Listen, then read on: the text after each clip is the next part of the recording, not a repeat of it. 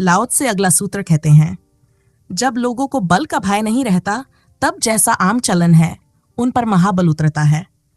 उनके निवास गृहों की निंदा मत करो, उनकी संतति का तिरस्कार मत करो, क्योंकि तुम उनका तिरस्कार नहीं करते, इसलिए तुम खुद भी तिरस्कृत नहीं होगे। इसलिए संत अपने को जानते हैं पर दिखाते नहीं, वे अपने को प्रेम करते हैं पर उछालते नहीं। इसलिए एक को, शक्ति को वे अस्वीकार करते हैं और दूसरे को, कुलीनता को स्वीकार करते हैं। चलिए अब इस सूत्र को गहराई से समझते हैं। जब लोगों को बल का भय नहीं रहता, तब जैसा आम चलन है उन पर महाबल उतरता है। भयभीत समाज ही संयमित समाज होता है। धर्म, राज्य, नीति सबने मनुष्य को भय के माध्यम से ही सीमाओं में बांध रखा है। लाओ से कहते हैं, जब ऐसे लोग निर्भय हो जाते हैं तो खतरा पैदा होता है, क्योंकि अंधेरे में जो आदमी है उसका निर्भय हो जाना विनाशकारी है। अंधेरे में चलने वाले को अगर ये भ्रम हो जाए कि वह प्रकाश में चल सकता है तो वह ठोकर खाएगा, चोट खाएगा, अपना सिर फोड़ लेगा। हमारे पास 3 शब्द हैं, भय, निर्भय और अभय।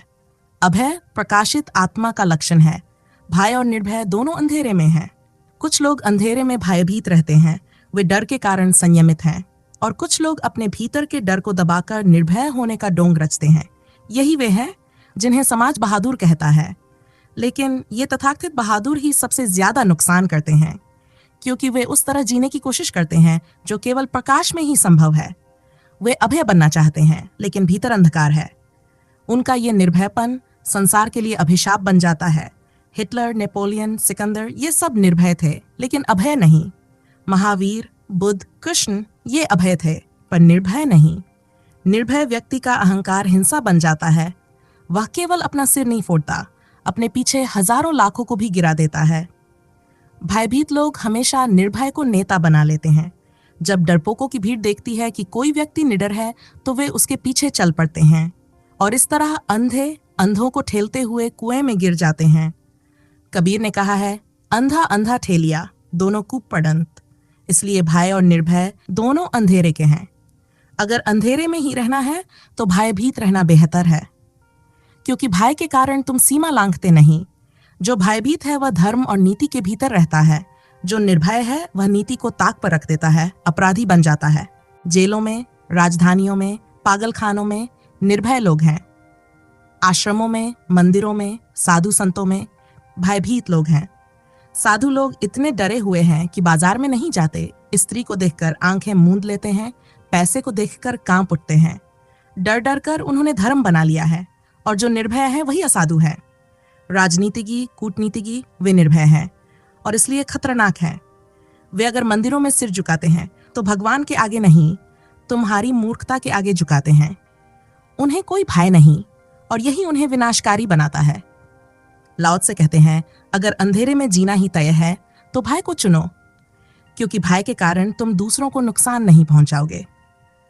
हिटलर और स्टालिन ने करोड़ों मारे क्योंकि उन्हें भय नहीं था, और वह जैन साधु जो चींटी को बचाकर चलता है भयभीत है, लेकिन उसका भय जीवन की मर्यादा बन जाता है। हालांकि दोनों अज्ञानी हैं, क्योंकि जो ये सोचता है कि मैं मार सकता हूं और जो ये सोचता है कि मैं बचा सकता हूं, दोनों ही भ्रम में हैं। श्री कृष्ण ने कहा, जिसे तुम मारते हो वह मारा नहीं जा सकता, जिसे तुम बचाते हो उसे कोई खतरा नहीं। ज्ञानी जानता है मृत्यु होती ही नहीं, पर अंधेरे के संसार में भयभीत रहना बेहतर है, क्योंकि भयभीत व्यक्ति कम से कम सीमा में रहता है, संयम में रहता है। एक जैन साधु अपनी आसनी साथ लिए चलते हैं। कहीं किसी और की आसनी पर बैठ जाएं, ये डर रहता है कि कहीं स्त्री बैठी हो, पापी बैठा हो, उसके अनु रह गए होंगे, इसलिए वे अपनी आसनी बिछा कर ही बैठते हैं। मनुष्य की आदत है साधुता और असाधुता दोनों को एक साथ निभाना। ऐसे ही डर और धर्म साथ साथ चलते हैं। यही भयभीत मनुष्य की अंतिम सीमा है। वह अंधेरे में रहते हुए भी अपने लिए प्रकाश का भ्रम रच लेता है। लाओ त्से कहते हैं, अगर अंधेरे में ही जीने की कसम खा ली हो तो भयभीत रहना ही बेहतर है। आस्तिक भय में जीते हैं, नास्तिक निर्भय हो जाते हैं, और दोनों अंधेरे में हैं। ना आस्तिक को यह पता है कि ईश्वर है, ना नास्तिक को यह पता है कि ईश्वर नहीं है। दोनों को कुछ नहीं पता। फर्क सिर्फ इतना है कि एक भय में जीता है, दूसरा निर्भयता में, और यही निर्भयता नास्तिक को खतरनाक बना देती है। इतिहास में अब तक सत्ता आस्तिकों के हाथ में थी। उन्होंने भी बहुत अन्याय किए, बहुत हिंसा की, लेकिन जब नास्तिकों के हाथ में सत्ता आई, रूस में, चीन में, तब एक नया भय पैदा हुआ, क्योंकि नास्तिक पूरी तरह निर्भय है। उसे किसी उत्तरदायित्व की चिंता नहीं।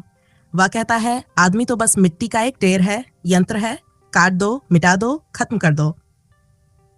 माओ ने चीन में हजारों लोग मरवा दिए और एक क्षण को भी बेचैन नहीं हुआ। ऐसी निर्भयता खतरनाक है क्योंकि इसमें संवेदना नहीं है। लाओ त्से कहते हैं, अगर बदलना है तो भय से निर्भय में मत बदलो, भय से अभय में बदलो। अभय एक तीसरी अवस्था है। ये बहादुरी नहीं है, क्योंकि बहादुरी तो भयभीत व्यक्ति की परछाई है। जो भीतर से डरता है वह बाहर से बहादुर बनता है ताकि अपना डर छिपा सके। अभय में ना भय है ना निर्भयता, क्योंकि अभय व्यक्ति का भय से कोई संबंध ही नहीं रह जाता। भय और निर्भय अंधकार के हैं, अभय प्रकाश का है। लाओ त्से कहते हैं, जब लोगों को बल का भय नहीं रहता, जब वे निर्भय हो जाते हैं, तब उन पर महाबल उतरता है। कोई दंड नहीं देता, वे स्वयं अपने ही हाथों दंडित हो जाते हैं। जैसे कोई व्यक्ति वृक्ष पर चढ़े और अकड़ में चले तो गिर जाएगा। ना वृक्ष का इरादा था, ना पृथ्वी ने चाहा, यह उसका ही अहंकार था जो उसे गिरा गया। अकड़ने का परिणाम गिरना है। इसी तरह अंधेरे में रहते हुए निर्भय होना दीवार से सिर टकराना है। खून भी तुम्हारा, चोट भी तुम्हारी, कारण भी तुम्हारा। तो संत क्या करे? जो लोग भय में जीते हैं या निर्भय बनकर अपने ही हाथों दंडित हो जाते हैं, क्या संत उनकी निंदा करे जैसा साधु करते रहे हैं? लाओ त्से कहते हैं, नहीं, उनके घरों की निंदा मत करो, उनकी संतति का तिरस्कार मत करो, क्योंकि जो दूसरों का तिरस्कार नहीं करता वही स्वयं तिरस्कार से बचा रहता है। साधु की आम वृत्ति होती है असाधुओं की निंदा करना। उनके प्रवचनों में तुम्हें गालियां नहीं दिखेंगी, लेकिन हर शब्द में निंदा छिपी होगी। तुम्हारे भय की, तुम्हारे लोभ की, तुम्हारी वासना की। वे तुम्हारी निंदा करते हैं ताकि अपनी महानता को साबित कर सकें, क्योंकि सीधे ये कहना कठिन है कि मैं भला आदमी हूं। तो वे कहते हैं, तुम बुरे हो। तुम्हारी बुराई की पृष्ठभूमि पर उनकी भलाई उभरती है। अकबर और बीरबल की कहानी याद करो। अकबर ने एक लकीर खींचकर कहा, इसे छोटा करो बिना छुए। बीरबल ने उसके नीचे एक बड़ी लकीर खींच दी। पुरानी लकीर अपने आप छोटी लगने लगी। साधु यही करते हैं, तुम्हें छोटा करते हैं ताकि वे बड़े दिखें। लेकिन संत ऐसा नहीं करता, क्योंकि निंदा बताती है कि अभी भीतर द्वंद्व है। संत और साधु में यही अंतर है। साधु और असाधु एक ही जगत के हैं। एक चोरी करता है, दूसरा अचौरे की कसम खाता है। एक भोग में लिप्त है, दूसरा त्याग में लिप्त है, पर लिप्तता तो दोनों की एक ही है। भोगी कभी कभी भूल भी जाता है, पर त्यागी भूल नहीं पाता। भोगी स्त्री को पाकर शांत हो जाता है, त्यागी तो स्त्री से भागते हुए भी उसके विचारों में घिरा रहता है। वह जितना भीतर घबराता है उतनी बाहर निंदा करता है। कहता है, स्त्री नरक की खान है, पर असल में वह भीतर उसकी छवि से डरा हुआ है। साधु डरता है, भयभीत है, असाधु डरता नहीं। बस यही फर्क है। उनके जीवन की व्यवस्था अलग नहीं है, दोनों का तल एक ही है। पर साधु अपने सम्मान का एक ही तरीका जानता है कि वह तुम्हारी निंदा करता रहे। वह निंदा करके खुद को भी समझाता है। यह एक तरकीब है। जब वह तुम्हारे सामने काम वासना की निंदा करता है कि यह नरक है, यह पाप है, तो दरअसल वह अपने भीतर बैठे उसी हिस्से को समझा रहा होता है जो उसे सता रहा है। और जब वह तुम्हारी आंखों में देखता है कि तुम उसकी बात से सहमत हो, जब तुम ताली बजाते हो, सिर हिलाते हो, तो उसे फिर भरोसा आ जाता है कि वह सही रास्ते पर है। और तुम्हारी समस्या यह है कि तुम खुद अपने भीतर जानते हो, काम वासना ने तुम्हें कष्ट दिया है, क्रोध ने तुम्हें जलाया है, ईर्ष्या ने तुम्हें फफोलों से भर दिया है। इसलिए जब कोई इनकी निंदा करता है, तुम सिर हिलाते हो, मान लेते हो, हाँ बात तो ठीक है। और यही देखकर साधु को फिर भरोसा मिल जाता है। भरोसा बड़ी अजीब चीज है। यही होता है, जब तुम्हें खुद पर भरोसा नहीं होता तो दूसरों की आंखों से खुद को देखना शुरू कर देते हो। साधु भी ऐसा ही करता है। वह असाधुता की निंदा करके अपने भीतर के उसी हिस्से को दबाता है जिसे वह स्वीकार नहीं कर पाया। तुम्हारी आंखों में जब उसे आश्वासन दिखता है तो उसे फिर से हिम्मत मिल जाती है अपनी उसी लड़ाई को जारी रखने की। साधु और असाधु दोनों एक ही षड्यंत्र में हैं। वे एक दूसरे को थामे हुए हैं। असाधु के बिना साधु एक पल नहीं जी सकेगा, और साधु के बिना असाधु को भविष्य की कोई आशा नहीं होगी। असाधु सोचता है, थोड़ा समय और बेटी की शादी हो जाए, दुकान संभल जाए, फिर मैं भी साधु बन जाऊंगा। और साधु को लगता है, देखो, असाधु लोग नरक में हैं, इसका मतलब मैं सही हूं। दोनों अंधेरे में हैं, और अंधेरे से उठना ही असली बात है। जो इस अंधेरे से बाहर उठ गया वही संत है। लाओ त्से कहते हैं, संत वह है जिसने अपनी असाधुता को दबाया नहीं और साधुता को फुलाया नहीं। जो साधु असाधु, अच्छे बुरे, भय निर्भय, इन सब के द्वंद्व से ऊपर उठ गया, जो जाग गया, जिसने सब सपनों को छोड़ दिया, जो गुणातीत हो गया, यानी जिसने किसी एक को नहीं चुना, किसी एक पक्ष में खड़ा नहीं हुआ, जो चुनाव रहित हो गया, वही संत है। उनके निवास गृहों की निंदा मत करो, क्योंकि उनका कोई कसूर नहीं है। वे अंधेरे में हैं, इसलिए उनके घर भी अंधेरे में हैं। निंदा करोगे तो उनकी मदद नहीं कर पाओगे, बल्कि और भी गिरा दोगे उन्हें। निंदा उन्हें आत्मग्लानि से भर देगी। मेरा अनुभव है, जहां धर्मगुरु अधिक होते हैं वहां लोग आत्मविश्वास खो देते हैं। आत्मग्लानि इतनी गहरी हो जाती है कि वे अपने प्रति ही घृणा से भर जाते हैं। परमात्मा को खोजना तो दूर, खड़े होने की भी हिम्मत नहीं बचती। पैर उठाने तक की ताकत चली जाती है। बर्ट्रैंड रसेल ने अपनी आत्मकथा में लिखा, ईसाई कहते हैं कि पापियों को अनंत काल तक नरक में झोंक दिया जाएगा। रसेल ने लिखा, यह तो अन्यायपूर्ण है। अगर मैं अपने सब पापों की सूची बना दूं, किए हुए और सोचे हुए दोनों, तो कठोर से कठोर न्यायाधीश भी मुझे 4 साल से ज्यादा की सजा नहीं देगा। लेकिन धर्मगुरु कहते हैं, अनंत काल तक जलते रहो। कसूर छोटा है, सजा बहुत बड़ी। जैसे धर्मगुरु आनंद ले रहे हों उस सजा में। क्या तुमने कभी देखा नरक का वर्णन करते वक्त उनके चेहरे पर कैसी चमक होती है? वे इतने आनंद से बताते हैं, जलते हुए कड़ाहे आग कीड़े शरीर में छेद करते घूम रहे हैं, लेकिन तुम मर नहीं सकते। भूख प्यास से तरपते रहोगे, पर मरना मना है। कष्ट देने की इतनी इच्छा, सताने की इतनी प्रवृत्ति, ऐसे हृदयों में असाधु छिपा है, साधु ऊपर है। नरक की कल्पना उन्हीं की है जो दूसरों के दुख में सुख पाते हैं, यानी सैडिस्ट लोग। और तुम सोचो, तुम्हारा पाप आखिर क्या है? एक मित्र मेरे पास आया, बोला, मैं बहुत पापी हूं। मैंने कहा, अपना पाप तो बताओ। वह बोला, मैं सिगरेट पीता हूं। मैंने कहा, कुछ पाप भी तो ढंग का करो। धुआं अंदर बाहर कर रहे हो, यह पाप कैसे हुआ? मूर्खता हो सकती है, नासमझी हो सकती है, लेकिन पाप नहीं। कैंसर, अस्थमा, टीबी, अब इसके लिए अलग से नरक की क्या जरूरत?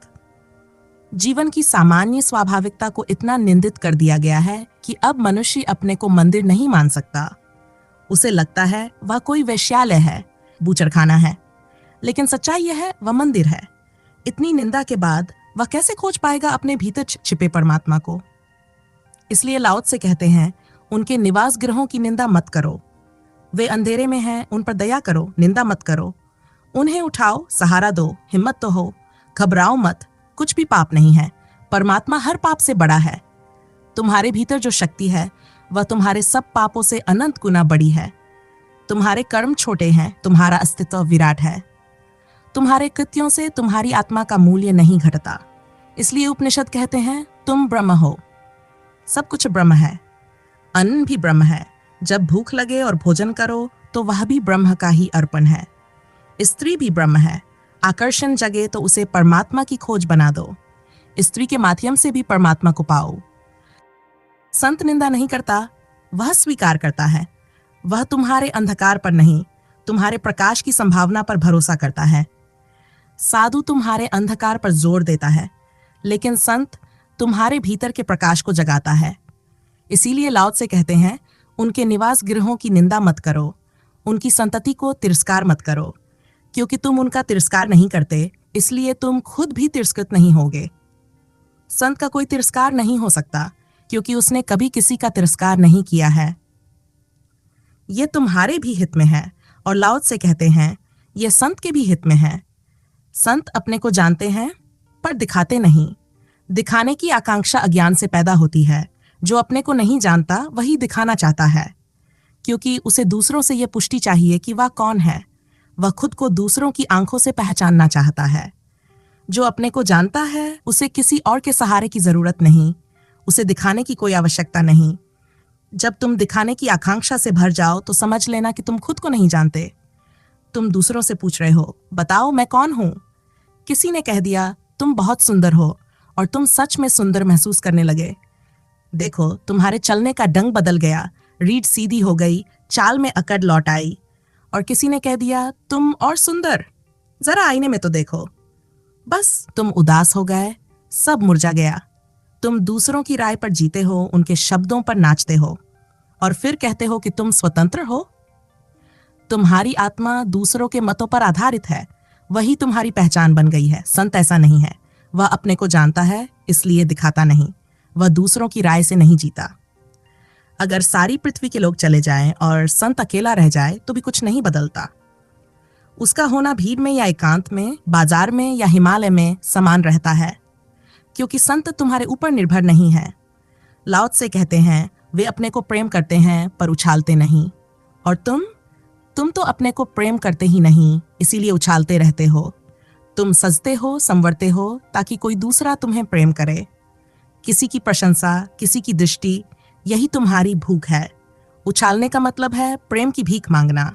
जो खुद से प्रेम नहीं करता वही उछालता है। और सच यह है कि प्रेम कभी मांगने से नहीं मिलता। बिन मांगे मोती मिले, मांगे मिले ना चून। प्रेम मांगने से नहीं, होने से मिलता है। तुम खुद से प्रेम करो, तभी तुम प्रेम पाने के योग्य बनते हो। जो खुद से उबता है वह दूसरों से भी उबा रहेगा। लोग कहते हैं हम अकेले में उब जाते हैं, हमें कोई साथी चाहिए। लेकिन जब तुम खुद अपने साथ नहीं रह सकते तो दूसरा क्यों रहेगा? इसलिए दो उबे हुए लोग जब मिलते हैं तो वही होता है जो हर विवाह में दिखता है। पति पत्नी के चेहरे देखो, कितने उदास। अगर कभी कोई पुरुष मुस्कुराता दिखे तो समझ लो वह अपनी पत्नी के साथ नहीं है। जीवन का प्रवाह भीतर से बाहर की ओर होता है, बाहर से भीतर नहीं। जब तुम खुद को प्रेम करते हो तब तुम में से प्रेम की धारा बहती है और बहुत से लोग तुम्हें प्रेम करने लगते हैं। जो खुद को प्रेम नहीं करता उसे कोई प्रेम नहीं कर सकता। अगर तुम अपने को प्रेम कर सको तो धीरे धीरे तुम में से अनंत प्रेम फूटने लगेगा। एक दिन तुम्हें महसूस होगा कि परमात्मा का प्रेम भी तुम पर बरस रहा है, क्योंकि प्रेम वही पाता है जो प्रेम के योग्य होता है, और योग्य वही है जो खुद से प्रेम करता है। परमात्मा को खोजने जाओगे तो कहाँ जाओगे, क्योंकि उसका कोई पता नहीं। सच यह है कि कोई मनुष्य परमात्मा तक नहीं पहुंचता, परमात्मा खुद आता है उस तक जो योग्य होता है। जब तुम भीतर से इतने पूर्ण हो जाओ कि कोई शिकायत ना रहे, कोई मांग ना बचे, जब तुम अपने प्रेम में इतने तृप्त हो जाओ कि तुम्हें कुछ और चाहिए ही नहीं, तभी एक दिन द्वार पर दस्तक होती है। तब परमात्मा खड़ा होता है तुम्हारे द्वार पर। अपने को प्रेम करो, लेकिन जब तुम खुद से प्रेम करना शुरू करोगे तो तुम खुद को बदलना भी चाहोगे, क्योंकि प्रेम के योग्य बनना पड़ेगा।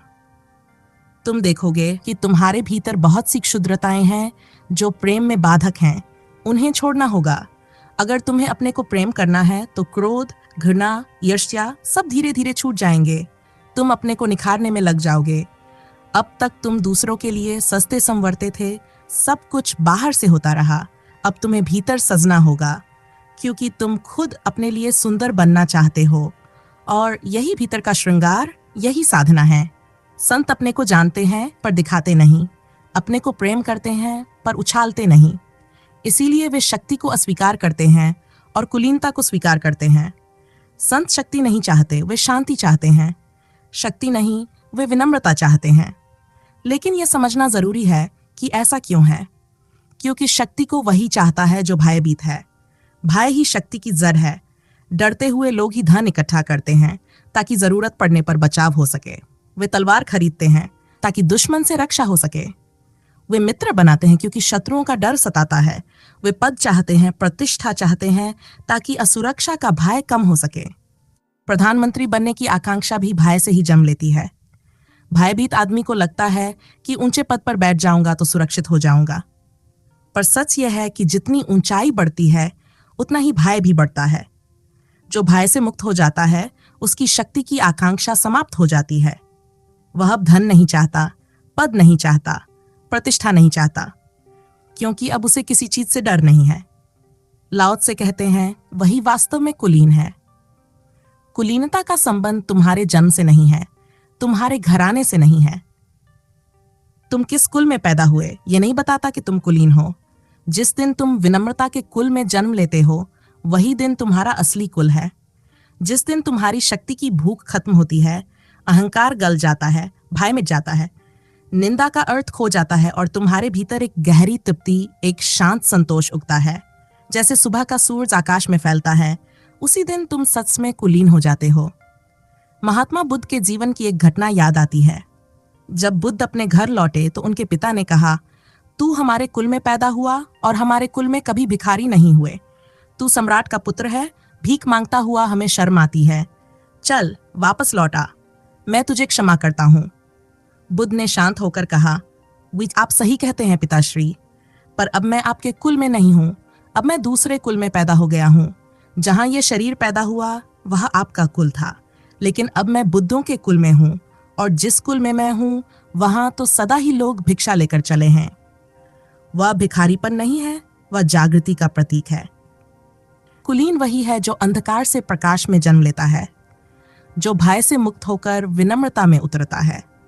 संन्यास उस यात्रा का पहला कदम है जिसके अंत में व्यक्ति बुद्धों के कुल में जन्म लेता है। तो आज इस वीडियो में इतना ही। आशा है आप इस सूत्र को जीवन में उपयोग करेंगे, केवल इसे बौद्धिक कृत्य नहीं बनाएंगे। फिर मिलेंगे अगली वीडियो में। धन्यवाद।